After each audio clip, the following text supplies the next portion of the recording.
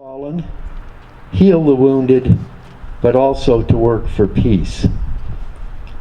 Our veterans' sacrifices should be remembered, but these memories should motivate us to say, never again. Not in my name, not in the false name of freedom, safety, or democracy.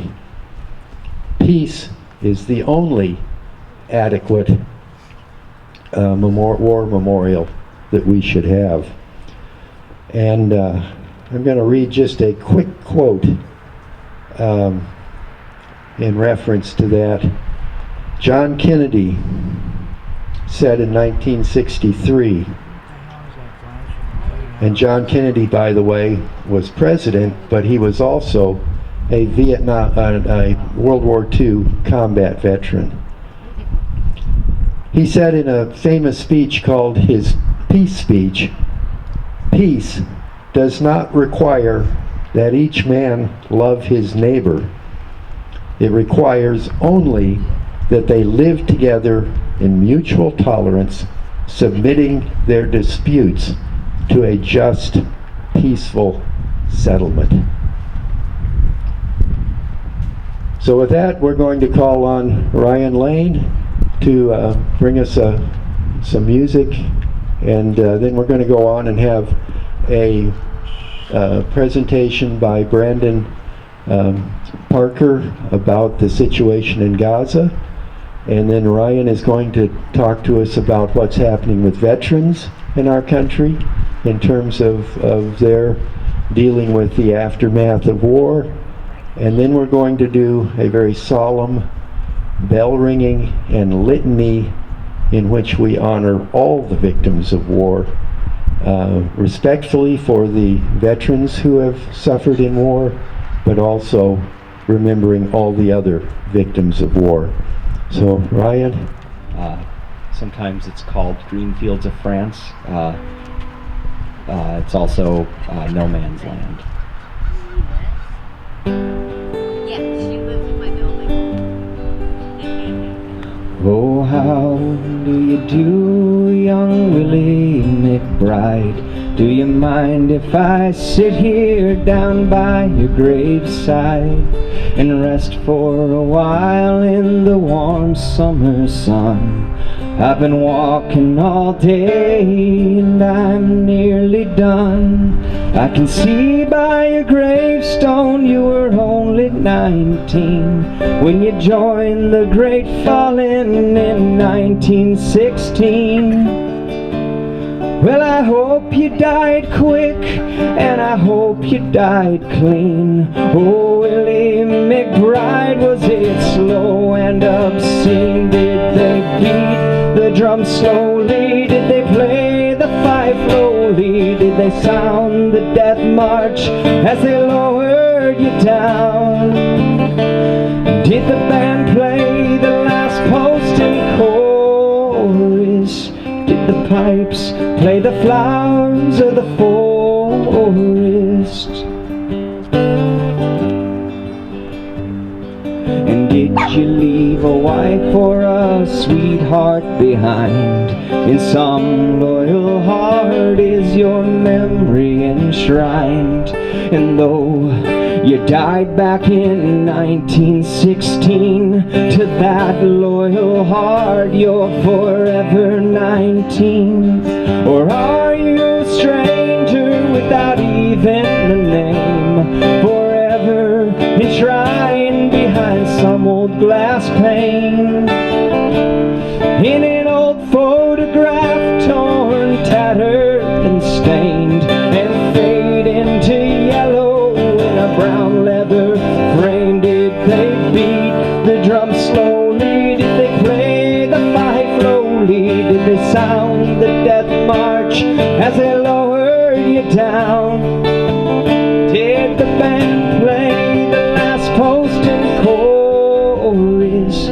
Did the pipes play the flowers of the forest?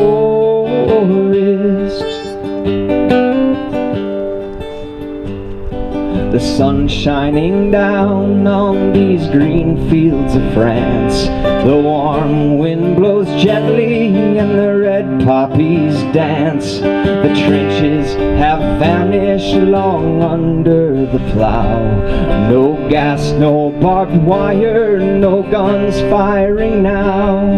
But here in this graveyard that's still no man's land, the countless white crosses in mute witness stand to man's blind indifference to his fellow man.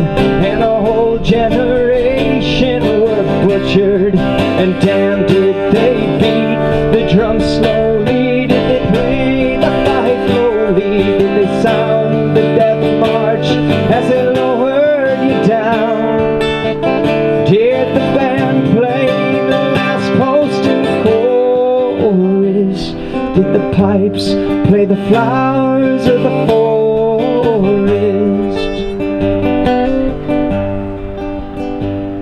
And I can't help but wonder, oh Willie McBride, do all those who lie here know why they died? Did you really believe them when they told you the cause? Did you really believe that this war would end wars? Well, the suffering, the sorrow, the glory, the shame, the killing and dying, it was all done in vain.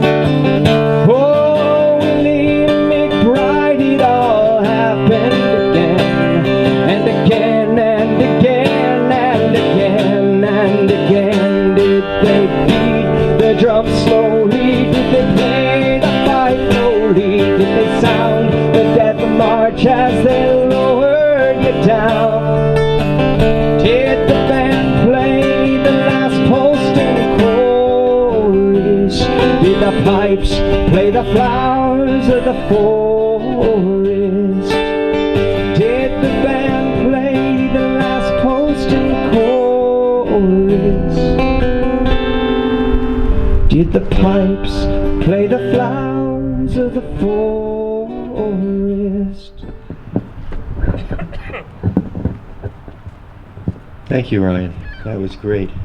That was wonderful. That's one of my favorite songs. The last verse, obviously, had happened again and again and again and again. And it's happening again now in Gaza with the awful genocide in Gaza and in Ukraine and in other places around the world. You know, the Pakistan and Israel, Yemen, you know, it's happening all over the world. We're going to turn our attention now to the Gaza situation, and Brandon, who has been a big activist in opposing that shameful genocide, is going to talk to us. Thank you, Phil. Good morning, everyone. Thank you for joining us here today. My name is Brandon Parker, and I'm a former service member of the Air National Guard, a member of Veterans for Peace, and an anti-imperialist and peace activist who has elevated the crisis in Gaza and Palestine locally over the past few years. I'm also currently running for public office for Duluth City Council District 4. Memorial Day, a national tradition since 1868, after the Civil War, is a time to honor military personnel who paid the ultimate price in service to our country. Millions of Americans mark it with parades, family gatherings, and a familiar phrase, "Thank you for your service." But those words ring hollow when our nation continues to fail its veterans and ignore the innocent civilians killed in endless and senseless wars. True honor requires action, advocating for veterans' well-being, promoting peace, and preventing future conflicts. It means reallocating our priorities. Today, half of every discretionary federal dollar, over half of every federal discretionary dollar, 53 cents, goes to the military, while only 15 cents supports anti-poverty programs.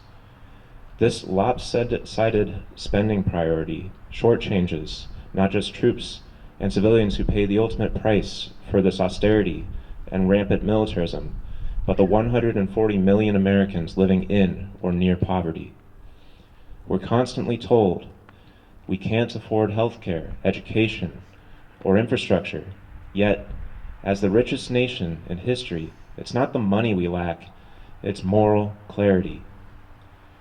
This Memorial Day, I reflect on the 136 Northland men memorialized at the Vietnam Veterans Memorial, and the countless other men memorialized at the Korean and World War memorials along Duluth Lake Walk, just down the way. These names represent lives and stories, many lost in wars they never chose to fight. The Vietnam War, widely regarded as unjust, without purpose, and as genocidal, ignited one of the most powerful anti-war movements in U.S. history, led by students, veterans, and everyday Americans who were galvanized by the first televised war. Americans saw not just U.S. casualties, but the nearly 3 million Vietnamese lives lost, and the hundreds of thousands killed in Cambodia and Laos. Today, in a disturbing parallel of 50 years ago, the genocide in Gaza, which has been constantly live-streamed to our phones and can't be ignored, has similarly galvanized and mobilized millions to protest. As in the past, those who speak out, especially students and activists, face harsh repression, echoing McCarthy-era tactics. The current assault on free speech, especially against those advocating for Palestinian liberation, mirrors the suppression of dissent in the civil rights and anti-Vietnam War eras. Weaponized accusations of anti-Semitism are being used to silence legitimate criticism of the Israeli state violence and U.S. supportive roles in it. Other nations are beginning to act, pressured by their people to stop the genocide in Gaza. The U.S., however, remains complicit, its imperial interests outweighing humanitarian concerns. This is because our politicians are bought by lobbyists of a foreign regime where our tax dollars are sent to for them to buy our bombs and to buy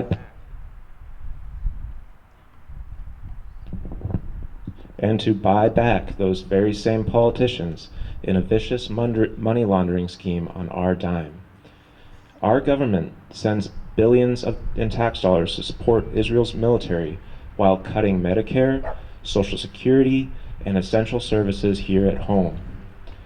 4 atomic bombs worth of energy has been unleashed on Gaza, an area the size of our city, Duluth. How has our collective societal conscience not been shaken? The propaganda and information war dehumanizes victims and conceals truth, but we must reclaim that truth by amplifying suffering and opposing conquest. Israel could not continue this genocide without the United States' unwavering support. We are witnessing one of the worst crimes in our time, enabled, laundered, and perpetrated by our own government. Our collective societal silence is complicity, and we must demand better from the media's lack of elevation and perceived neutrality in this crisis. Over 200 members of the press have been murdered by Israel in an effort to cover up their crimes. That's more killed than any other conflict in modern history, and there has been near radio silence on this from the press, who lack the courage to speak up for their peers. Israel has been blocking food and aid from entering Gaza for 3 months. The UN recently warned that 14,000 babies in Gaza face imminent starvation. Where has the follow-up been from this on the media? Are these children just another forgotten figure of war and part of the vast undercounted dead? As veterans, we need to continue to speak out, show our outrage, and demand a change in U.S. policy. To bring this back home and highlight how the genocide is not just an international moral crisis, but entirely a local issue, imagine Gaza overlaid on Duluth, a narrow strip, 5 miles wide, going up the hill, 25 miles long, east to west, housing 2.2 million people in Gaza, over half of them children and women, under siege and facing starvation. The official death toll is over 60,000 Palestinians that have been martyred, including more than 20,000 children. There are tens and possibly hundreds of thousands untold dead, bodies buried, eaten by animals, and decaying in the rubble. Cultural sites, every single university, nearly every hospital has been destroyed in this genocide. In 2024 alone, Duluth taxpayers sent over $6.2 million to support Israel's apartheid regime. That money could have housed nearly 4,000 families for a month, fed over 13,000 families for a month, funded health care for thousands of children for a year, and paid dozens of teachers' salaries. Instead, it fueled imperialist ambition and destruction abroad. As veterans, we know the cost of war at home and abroad. That's why we must raise our voices for peace and justice in Palestine, because remembrance without resistance is empty rhetoric. To circle back and close, true honor requires action, advocating for veterans' well-being, promoting peace, and preventing future conflicts. This Memorial Day, let us pause serenity to hold Gaza in our thoughts, to honor the hundreds of thousands of lives taken and affected, to recognize the immense suffering endured under siege, starvation, displacement, and relentless violence, to reflect on our shared humanity and the unbearable cost when it is denied. May our remembrance fuel moral clarity, and may that clarity move us to action in solidarity, in protest, in compassion, and in the pursuit of justice. Thank you. Free Palestine. Traditionally, Memorial Day has been used to eulogize the troops and, of course, to promote recruitment and the military spending that Brandon talked about. But how does our country treat the wounded when they come home? That's another issue that we have not been particularly good at doing. And Ryan is going to come and sing another song for us related to that, and then he's going to speak about what our real story is with how we treat the troops. I was 17 when I quit school, the year that I enlisted. I don't recall just why I did. My mom says I insisted. I had some strange idea then that Uncle Sam was right. My mama cried as she signed the card, and I went off to fight.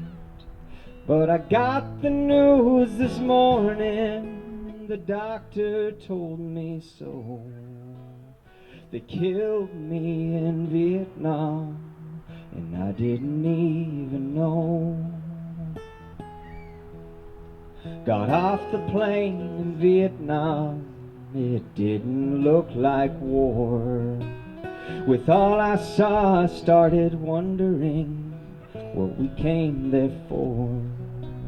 Some officers got drunk at night and cheated on their wives, while those peasants on the other side were fighting for their lives.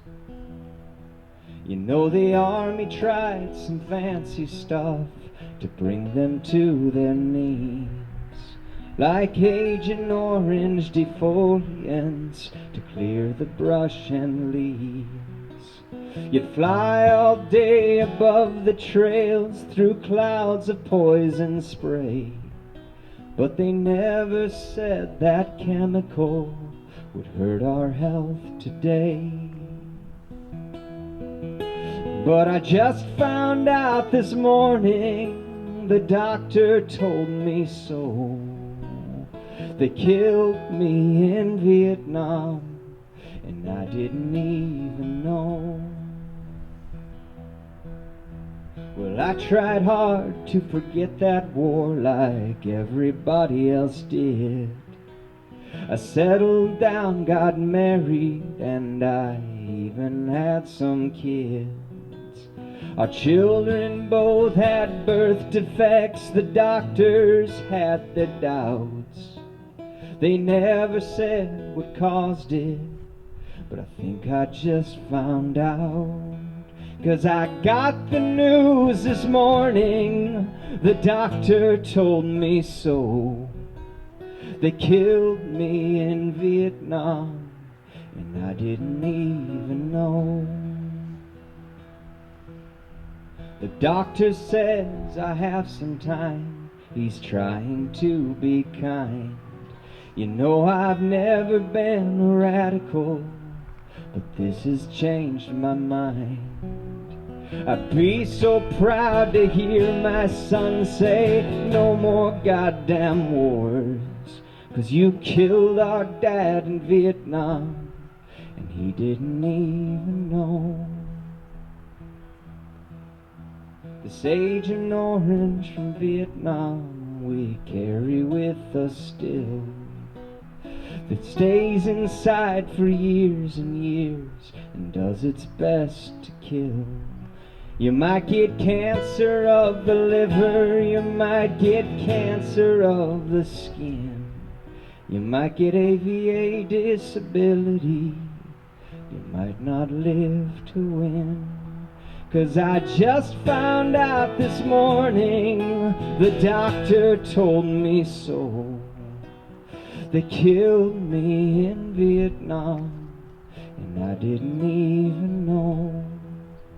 They killed me in Vietnam, and I didn't even know.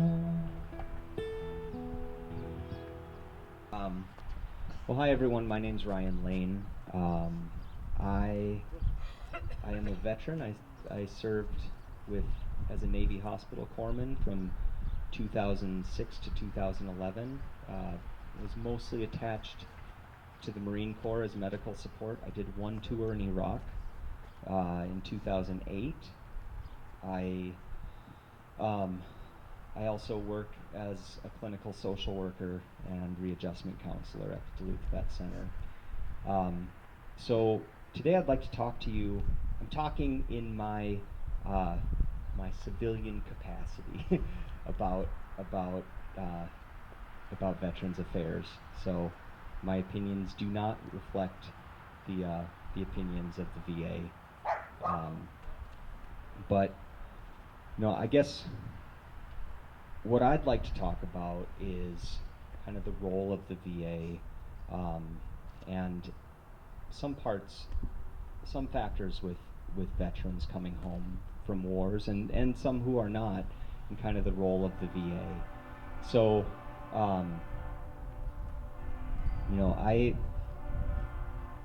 locally we have multiple places that are working on Veterans Affairs right now.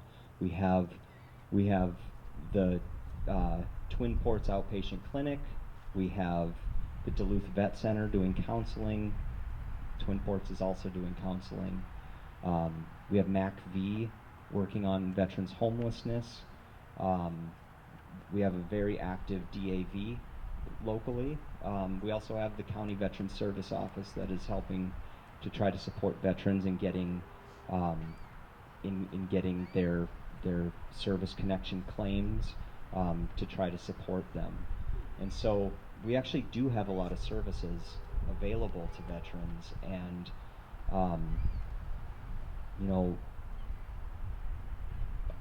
a recent Pew poll suggested that about 75% of veterans coming home from the military experience some sort of post-traumatic stress suicide rates are the highest among veterans that are first coming home and trying to readjust back into their communities.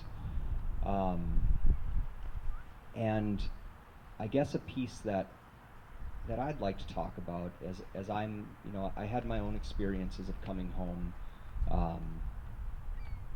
trying to readjust into my community, utilizing the VA for support, and now working for the VA. And I want to contend that actually a lot of our services are helpful. They are working, and one area nationally where that's really apparent is 22 veterans are not dying a day of suicide anymore. The most recent research actually suggests that it's 17.1, or I'm sorry, 17.6, which is still an awful number. It's really, it's something that we need to be taking seriously. It's something that we need to be addressing. But it also is something that there are services that we're doing that are helpful to veterans and supporting veterans. And, as we are, the other piece about the VA nationally is with the cuts that are coming to the VA. There's an estimated 80,000 VA jobs that are going to be cut from the VA for efficiency, or for the sake of efficiency. And what I would argue is that it's really important for us to think about who is essential and who is not, because one of the hardest things that I hear from veterans is their ability to access care. There's so many programs available to supporting veterans, and many of them can be very helpful, but oftentimes it's very, very difficult to navigate the system to be able to get those services. And so it's, an essential employee is somebody who is working primarily, or is working and doing direct patient care with a veteran, and that's great. I'm grateful for our doctors and our nurses and our social workers and our psychologists and our psychiatrists. They're immensely important to supporting veterans. However, I think people that fall under the radar oftentimes are schedulers, janitors, people that are cleaning clinics, people that are actually answering the phone to try to help people get connected to their services. And it's immensely important that we have those. One of the first areas that was being looked at for being cut was actually the Veterans Crisis Line. That is one of the parts that's really helping us lower veteran suicide rates. And so I think as we're thinking about Memorial Day, and we're thinking about veterans who are still here, who are still needing care, I hope that we reflect on how we help them access their care when they come home, because it's such an immensely important thing, and it's something that it's nice to have doctors. We need them, but we really, really need people to help people get to the doctor, and that comes through our schedulers, that comes through our care coordinators. And I don't want us to lose sight of that, because there's no guarantee that suicide rates won't rise again. We want to keep continuing them in a downward trajectory. So that's all I have.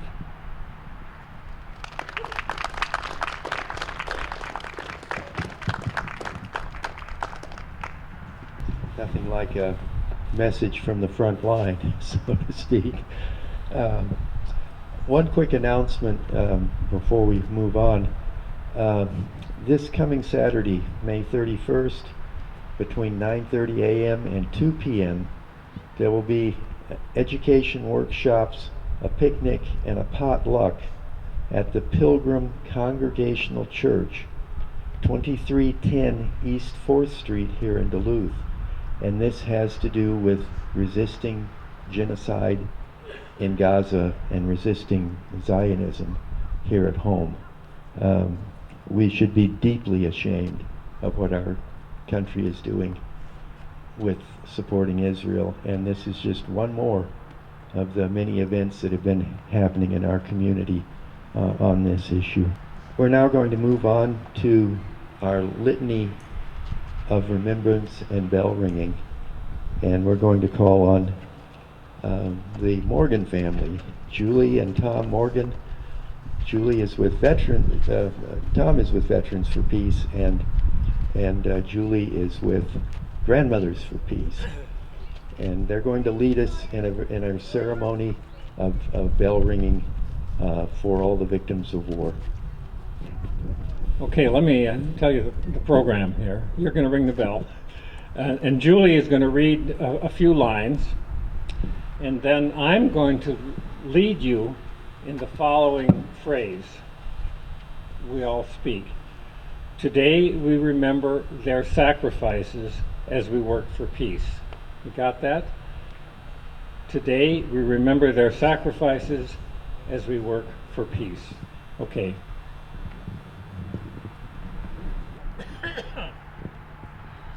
On Memorial Day, we remember those who have been sacrificed by our country to the tragedy of war. We remember those veterans who gave their lives in service to their country.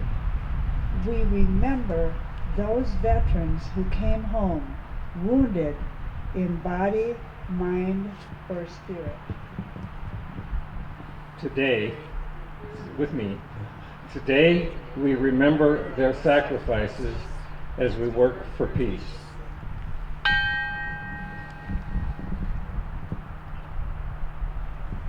We remember the families of veterans who suffered the loss of loved ones. We remember the families of wounded veterans who live every day with the aftermath of war. Okay, here we go again. Today, we remember their sacrifices as we work for peace.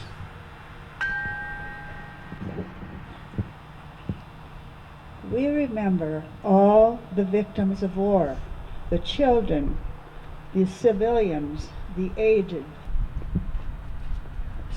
We especially remember the children of Gaza and the victims of genocide. Today, we remember their sacrifices as we work for peace. We remember those who have sacrificed or given their lives working for peace and justice, to alleviate the sufferings of war, to heal the casualties of war, and to build a better world for all humanity. Today, we remember their sacrifices as we work for peace.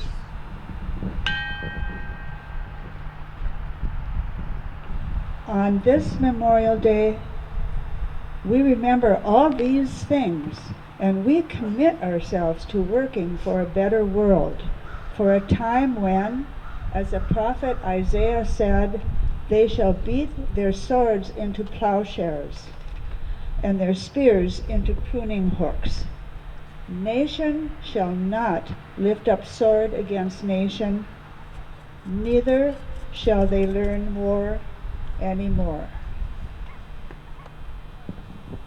Thank you. That kind of concludes our presentation here today. I'd like to leave you with just one thought by a very influential current veteran, a veteran of Vietnam, a combat veteran of Vietnam, also a major activist speaking out for peace. He's written many books on our foreign policy and the danger and counterproductivity of our militarized foreign policy. His name is Andrew J. Basevich, and he's has been in the Twin Ports speaking to us in times past. He's a very influential person.